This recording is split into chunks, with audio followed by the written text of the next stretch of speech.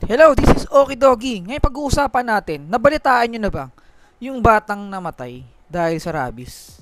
Hindi ko sinabi, alam mo naman, delikado yun, anak. Sabi mo, alambre lang yun ang sumabit dyan.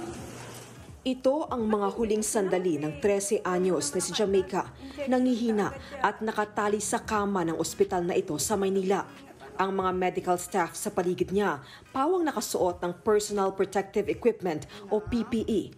Si Jamaica kasi may mga Nakikirami po ako doon sa bata, sa magulang, na namatay dahil sa rabies. Ngayon pag-uusapan natin, ano bang gagawin mo pag nakagat ka ng aso?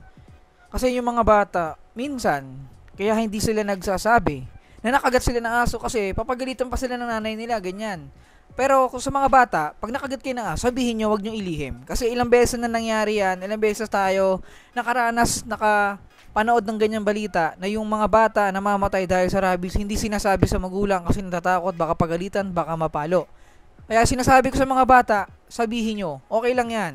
Kasi naiintindihan naman ng magulang natin yan, dumaan tayo sa pagkabata. Ako nga, ilang beses ako nakagat ng aso ko, pero sa ibang aso hindi ako nakakagat.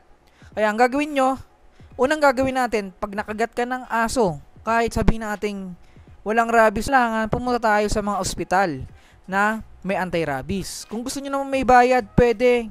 Di naman kayo pinipigilan, pumunta kayo sa ABC, Animal Bite Center. Meron yan, may mga bayad yan. Okay lang yan, basta ano yung buhay natin, maisalba natin yung buhay kaysa mawala pa.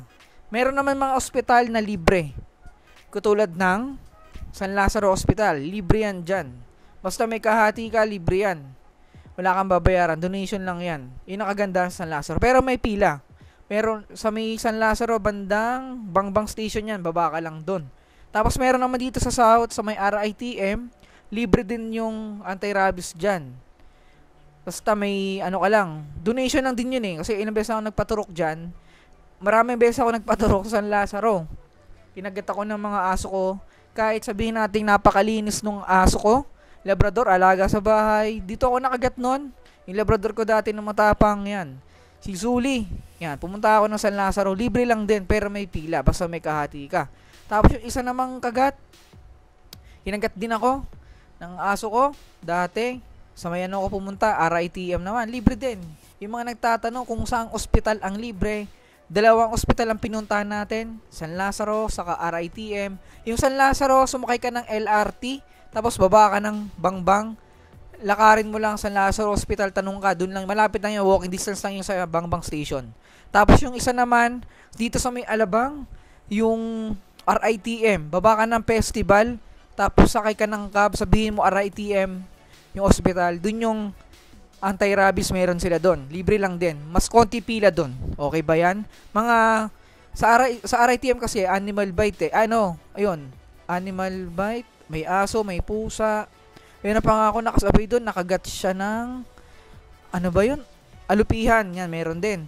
Meron naman sa San Lazaro, nakagat ng unggoy yan. Ganyan. Dami ko mga kasabay sa San Lazaro.